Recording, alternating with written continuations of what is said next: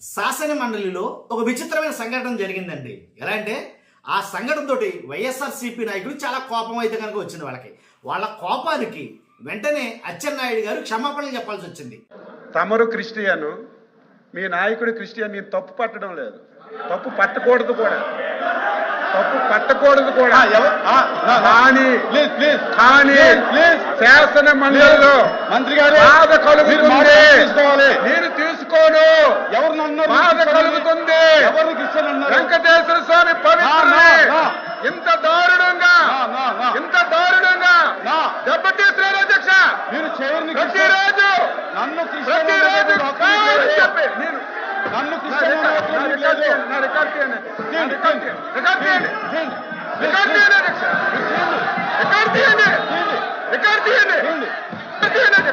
క్షమాపణ చెప్తారా? నేను చెప్తా. కూర్చోండి కూర్చోండి కూర్చోండి అరే కూర్చోండి, నేను తీస్తాను. కూర్చో కూర్చో, కిందకి దిగాలి. కూర్చోండి,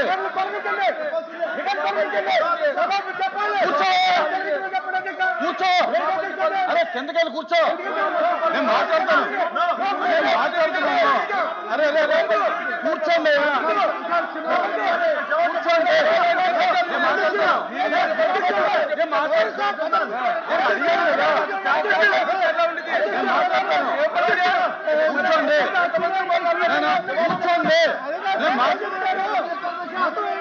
ప్లీజ్ కూర్చోండి, నేను మాట్లాడతాను. కూర్చోండి.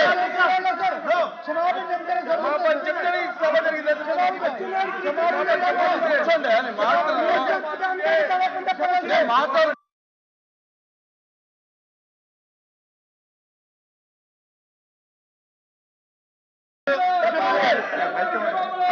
శాసన మండలిలో ఒక విచిత్రమైన సంఘటన జరిగిందండి. ఎలా అంటే ఆ సంఘటనతోటి వైఎస్ఆర్సీపీ నాయకులు చాలా కోపం అయితే కనుక వచ్చింది వాళ్ళకి. వాళ్ళ కోపానికి వెంటనే అచ్చెన్నాయుడు గారు క్షమాపణలు చెప్పాల్సి వచ్చింది. సింగిల్ లైన్లో చెప్పాలంటే వైఎస్ఆర్సీపీ దెబ్బకి అచ్చెన్నాయుడు గారు క్షమాపణలు చెప్పాల్సి వస్తుంది. ఎందుకు అంటే కనుక విషయం చెప్తాను. ముందు నాది రిక్వెస్ట్ ఉంది. వాస్తవాలు ఏంటో ప్రజల్లోకి వెళ్ళాలంటే కనుక మీ బాధ్యతగా లైక్ చేయండి. లైక్ చేసి ఈ వీడియో ఎక్కువ మందికి చేరుతుంది. కొత్తగా మన ఛానల్ ఇస్తే పక్కాగా సబ్స్క్రైబ్ చేయండి. మీ అమూల్యమైన అభిప్రాయాన్ని కామెంట్ రూపంలో తెలియజేయండి. శాసన మండలిలో వైఎస్ఆర్సీపీ దాటికి కోట ప్రభుత్వం తట్టుకోలేకపోతుంది అన్నది వాస్తవం. దీంట్లో ఎలాంటి డౌట్ లేదు.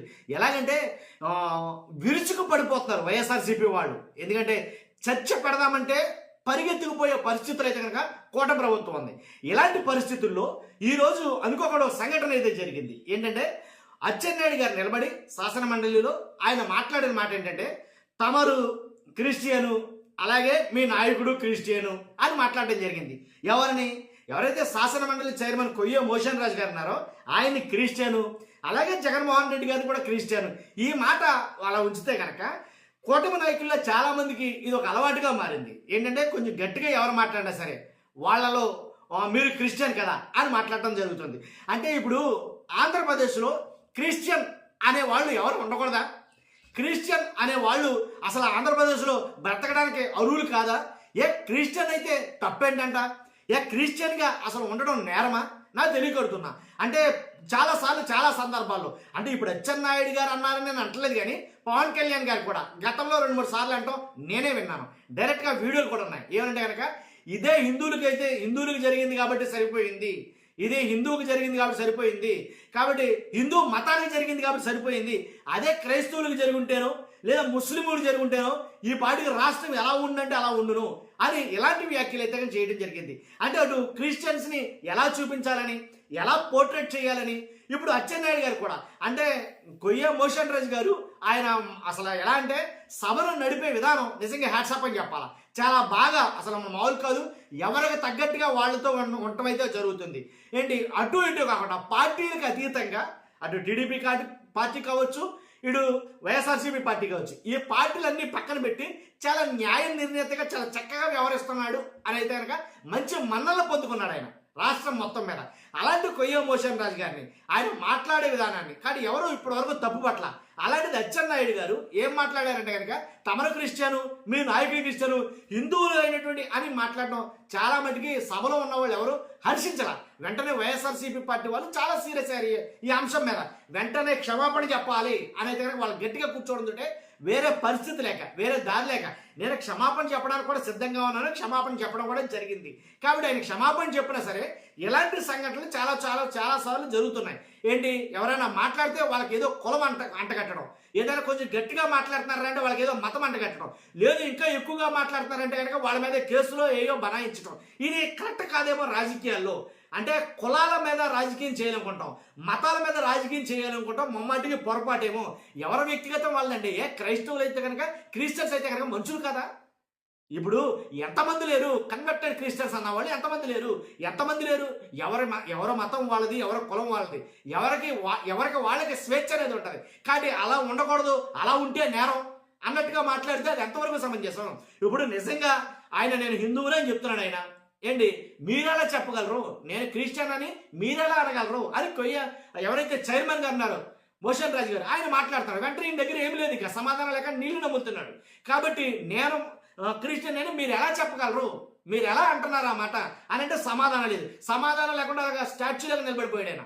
కాబట్టి అప్పుడు వెంటనే ఇలా మాట్లాడడమే ముమ్మాటికి తప్పు. ఇలాంటి సంఘటనలు జరిగినప్పుడు వెంటనే దాన్ని ఖండించాలని అంటున్నాను. అలాగే ఖండించారు వాళ్ళు. అక్కడ శాసన మండలి అవసరమైతే కనుక మీరు సారీ చెప్పబోతే, క్షమాపణలు చెప్పబోతే శాసన మండలి దిగ్బంధనం చేస్తానన్నారు. అసలు జరగదు అని అయితే కనుక చెప్పడం జరిగింది. ఇలాంటి సీరియస్ అల్టిమేటం జారీ చేయడానికి వెంటనే చేసేది ఏం లేక సారీ చెప్పాల్సి వచ్చింది, క్షమాపణలు చెప్పాల్సి వచ్చింది. కాబట్టి అంటే ఎలా అంటే ఏదో రకంగా మసిపూసి మారేడు గారు చేయడం, ఏంటి బట్ట కాల్చి మీద వేయటం, ఈ విధానాలు కట్ట కాలేమని నాకైతే అనిపించింది. శాసన మండలిలో ఒకటైతే చెప్పగలను నేను, ఇన్ని రోజులు బట్టి నేను చూస్తున్న దాన్ని బట్టి శాసన మండలిలో వైఎస్ఆర్సీపీ దెబ్బకి కూటమిలో ఉన్న నాయకులు చాలా మట్టుకి ఒక రకంగా తట్టుకోలేకపోతున్నారనే చెప్పొచ్చు. ఎందుకంటే వాళ్ళు అడిగే ప్రశ్నలు కావచ్చు. లడ్డు పరిస్థితి ఏమైంది, కల్తీ లడ్డు మీద చర్చ జరిపించమంటున్నారు, చర్చ పెట్టమంటున్నారు, చర్చను అడుగుతున్నారు వీళ్ళు వైఎస్ఆర్సీపీ పార్టీ వాళ్ళు. చర్చ పెడతామని అన్నారు, మళ్ళీ వాళ్ళే స్టేట్మెంట్ పాస్ చేయడం. చర్చ పెట్టమని వీళ్ళు అడిగితే పెడతామన్నారు, మళ్ళీ స్టేట్మెంట్ పాస్ చేయడం, మళ్ళీ వీళ్ళు చర్చకి అడ్డం కడుతున్నారని చెప్పేసి చెప్పడం.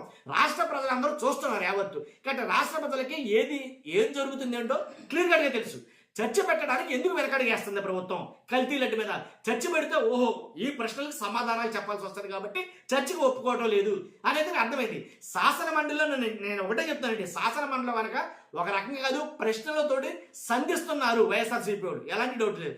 కాబట్టి ఈ రకమైన వ్యాఖ్యలు అచ్చెన్నాయుడు గారు చేయడం, ఈ రకమైన వ్యాఖ్యలు చేయడం, ఇది దుమారం రేగడం, ఈ వీడియో బాగా వైరల్ అవ్వడం. కాబట్టి కొయ్య మోషన్ రాజు గారు అడిగిన ప్రశ్నలు కూడా ఆయన దగ్గర సమాధానం లేకపోవడం, ఇవన్నీ కలగలిపి ఈరోజు శాసన మండలిలో ఒక ఉద్రిక్త వాతావరణం అయితే నెలకొందని అయితే చెప్పాలి. చూస్తున్న మీరు అందరూ కూడా మీ అభిప్రాయం కామెంట్ రూపంలో తెలియజేయండి. ఫస్ట్ అయితే లైక్ చేయండి, కొత్తగా మన ఛానల్స్ పక్కగా సబ్స్క్రైబ్ చేయండి. నేను ఆ వీడియో పెడతాను, అది కూడా చూసిన తర్వాత మీ అభిప్రాయం తెలియజేయండి. Thank you very much. తమరు క్రిస్టియను, మీ నాయకుడు క్రిస్టియన్, నేను తప్పు పట్టడం లేదు, తప్పు పట్టకూడదు కూడా,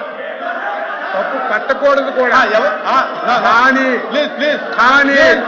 శాసన మండలిలో మంత్రి గారు బాధ కలుగుతుంది, నేను తీసుకోను, ఎవరినన్నా బాధ కలుగుతుంది. ఎవరిని క్రిస్టియన్ అన్నారు? వెంకటేశ్వర స్వామి పవిత్రుడే ఇంత దారుణంగా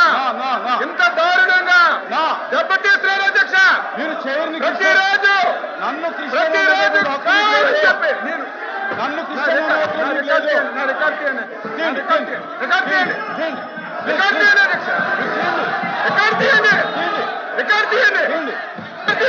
మీరు క్షమాపణ చెప్తారా? నేను చెప్తా.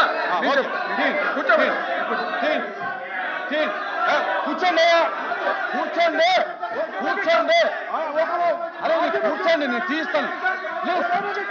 కూర్చో కిందకు దిగాలి. కూర్చోండి,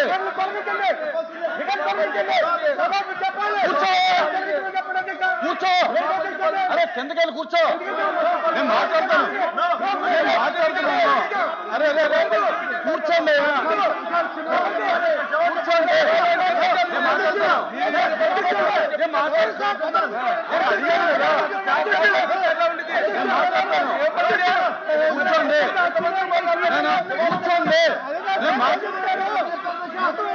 ప్లీజ్ కూర్చోండి. నేను మాట్లాడతాను, కూర్చోండి.